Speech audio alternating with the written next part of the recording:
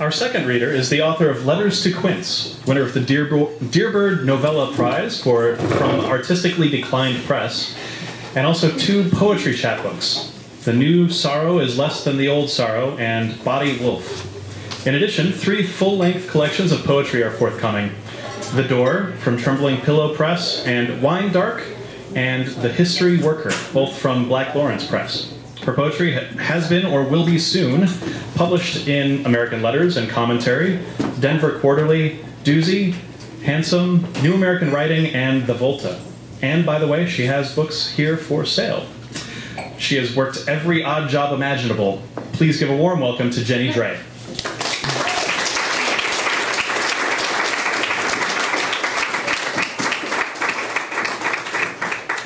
Get on high. Can you hear me? Okay. Thank you, Eden and Andrew, for having me. It's really great to be here. I actually grew up in Brookfield, but I live in Germany now, and there's no IPA in all of Germany, so it's kind of nice to be here. So I'm going to read from my novella, Letters to Quince. It's 6 letters that this drunk girl writes to her boyfriend, and I'm going to read from the first letter, and I'm going to kind of skip some parts, but you'll know when I'm skipping parts because they're numbered. Dear Quince, 1. I have decided the only way to communicate with you is through the written word in a series of letters consisting of numbered items I wish to bring to your attention. I estimate that each letter will take only 10 or 15 minutes of your precious time to read, but will provide you with invaluable insight into the state of my mind. However, I do not plan on handing you the letters directly. Instead, I will place the folded sheets of paper around their shared apartment, for example, in the bathroom cabinet near your shaving gear, or perched against the milk in the refrigerator, and you will find them and read my words to you and understand how I am suffering. I always get so nervous. I write breathe. 2. Lately, I cannot shake the feeling that you are trying to get rid of me. Today I am tired, so instead of trying to convince you of all the reasons you should not just throw the 6 years, 3 months, and 27 days we have spent together in the rubbish heap, I am simply going to tell you how you should dispose of my body if you should get lucky enough for me to get mowed down in the street by a hit-and-run driver. I happen to know you have never taken out a life insurance policy on me, so I assume you're not actively planning my murder. But I am sure, nonetheless, that my presence in a casket would not be entirely undesirable. 3. I cannot speak to you because you will not look at me, and therefore I must write to you. You will not look at me because you have some silly idea that I drink too much. But what are 3 beers in an afternoon while I am painting a portrait of the cat in red shades? I hardly think it is fair to insist that because I cracked the cap off the first beer at 11:59 a.m. that I am drinking in the morning. An issue of semantics. When you see the finished product of the cat painted in red shades, you will understand that an artist has to do what an artist has to do. 4. I would prefer to eschew caskets altogether should your secret wish that I ever be mown down in the street by a hit-and-run driver ever transpire. I have always wanted to be buried in a burning boat floating across the open water. With great pomp and ceremony, I would first be laid upon the bier, covered in garlands, then the boat would be pushed out to sea. A lone archer standing on a nearby cliff would shoot a burning arrow, and just as the tip of the arrow touched the pit-soaked straw on the deck, the boat would be engulfed in flames, straight out of the movies. I do understand the impracticality of my wish, seeing as we do not own a boat, and that you might get in some sort of trouble with the Coast Guard should you try to carry out my plan. However, if you are going to sit around fantasizing about my demise at the hands of a hit-and-run driver, while you are supposed to be designing software, it is the least you can do to honor my wishes. 5. Perhaps I I'm not as tired as I thought I was. 6 years, 3 months, and 27 days is a long time, Buster, and you should think twice before you pull the plug. Hopefully, when you find this letter in the freezer taped to your package of frozen enchiladas from Trader Joe's, you will understand how much you need me. The time is now 3 in the afternoon. I crack off the lid of the 4th beer. That is 1 beer an hour. I hardly understand the fuss you are making. One of the shades of red resembles a brownish cinnamon, perfect for the shading at the tip of the cat's tail. Please do not ask me to explain why I am painting a portrait of the cat in red shades. I am doing it for us, for you and for me, so that you will understand I desire to be beautiful in your eyes. 6.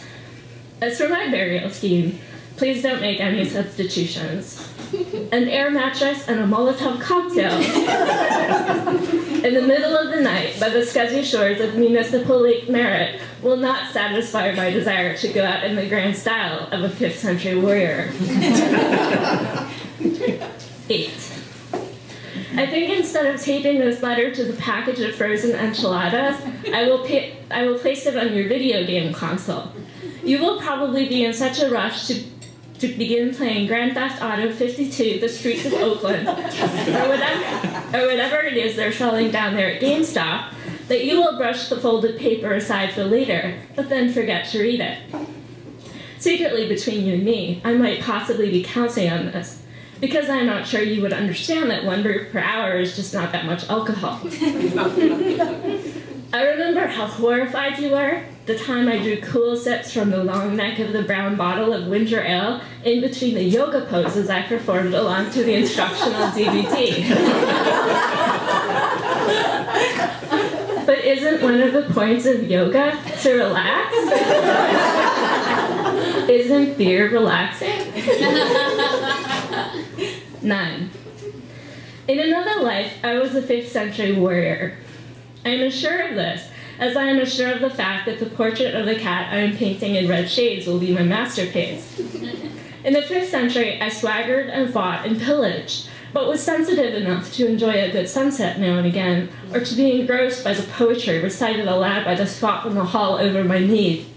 And when I died, my deeds were remembered and my loss mourned, not secretly hoped for in the way I assume you are hoping I will succumb to injuries sustained when the hit-and-run driver plows into me in the middle of a crosswalk.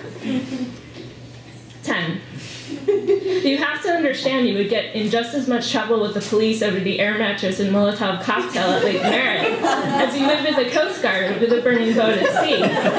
So you may as well do it right. After all, I have never really asked you for anything else in all of our 6 years, 3 months, and 27 days. I live with your silences and your poor eating habits, your pompous attitude about what it means to start drinking at 11:59 a.m. The least you can do is bury me in the manner of my choosing. 14. When you arrive home with your video game, the first thing you do is look at the 4 empty bottles of beer I haven't bothered to carry out to the recycling in the parking lot, and at the 5th bottle perched on a utility rack near my easel. So maybe I have exceeded 1 beer per hour, but you're the only one who's counting. We all have our vices. All those frozen enchiladas, cheese cubes, and chimichangas you pass through your gastrointestinal tract aren't doing your high cholesterol any good. I don't sit around fantasizing about a red Honda Civic coupe smashing into your body at the corner of 40th and Market and fleeing the scene without even so much as checking to see if you're breathing. But I would like to take this opportunity to say that if such an awful, inconceivable event were ever to occur, I would use some of the monies I received from the rather large life insurance policy I am the sole beneficiary of to bury you in the manner of your choosing. Which would probably involve something boring like a casket. 20. I have never understood the allure of video games, but perhaps that is because I am really a 5th century warrior, trapped in the body of a 21st century woman. Technology is strange to me, although I can break through a wooden door. I know you have not forgotten the time I drank 3.5 bottles of Boone's Farm wine and smash through the wooden planks of our bedroom door with heavy swings of a metal tire pump. 5th century warrior style. What I found on the other side, or why I didn't use the doorknob, is anyone's guess. If I recall, we did not recoup our deposit on that apartment. 23. When I carry the empty bottles of beer out to the recycling containers in the parking lot, I can't help but notice the smell of burning wood chips. A light wind carries the scent from somewhere down the block, but it is difficult to locate the exact source of the olfactory experience. My life burns all around me. I stand paralyzed against the asphalt. 24. So maybe we've had a few rough patches.